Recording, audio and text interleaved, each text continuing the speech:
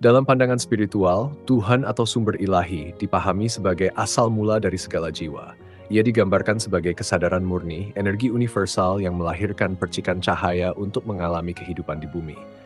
Peran Tuhan bukan sekadar pengatur yang menentukan segalanya, melainkan saksi sekaligus pemberi kebebasan. Ia menyediakan hukum-hukum kosmik seperti hukum sebab akibat, hukum cinta, dan hukum keseimbangan yang menjadi kerangka dasar bagi perjalanan setiap jiwa.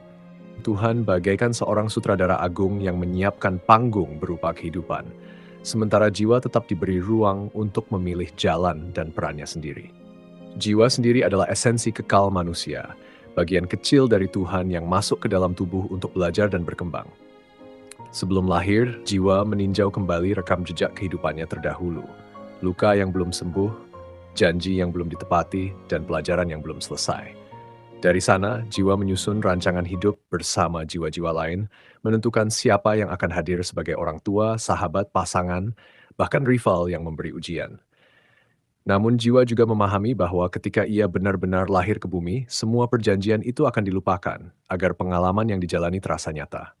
Lupa adalah bagian dari permainan kosmik yang membuat setiap pelajaran lebih mendalam. Rancangan inilah yang disebut kontrak jiwa. Ia berfungsi sebagai peta jalan spiritual yang berisi garis besar tentang apa yang ingin dipelajari dan dialami. Di dalamnya tercakup tema besar kehidupan, seperti cinta, kehilangan, keberanian atau kesabaran, serta pertemuan penting dengan orang-orang yang berperan sebagai guru, keluarga, atau bahkan musuh. Kontrak jiwa juga memuat tantangan besar seperti sakit, kegagalan, atau kehilangan, yang sesungguhnya menjadi pintu bagi pertumbuhan. Walau demikian, kontrak jiwa tidak menghapus kebebasan manusia. Ia bersifat fleksibel, tema besarnya tetap ada, tetapi bagaimana cara menjalaninya, itulah wilayah kehendak bebas.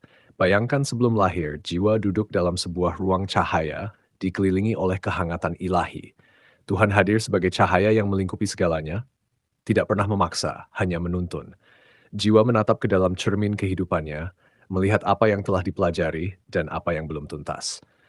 Dengan bimbingan Tuhan dan penuntun spiritual, jiwa kemudian membuat kesepakatan. Siapa yang akan ditemui, ujian apa yang akan dihadapi, dan pelajaran apa yang ingin dibawa pulang. Kontrak ini bukan belenggu, melainkan janji penuh kasih pada diri sendiri untuk tumbuh dan berkembang. Singkatnya, Tuhan memberi hukum kosmik dan cinta tanpa syarat, jiwa memilih pengalaman untuk berkembang, dan kontrak jiwa menjadi rancangan kosmik yang menjembatani keduanya, membentuk peta besar perjalanan manusia di bumi.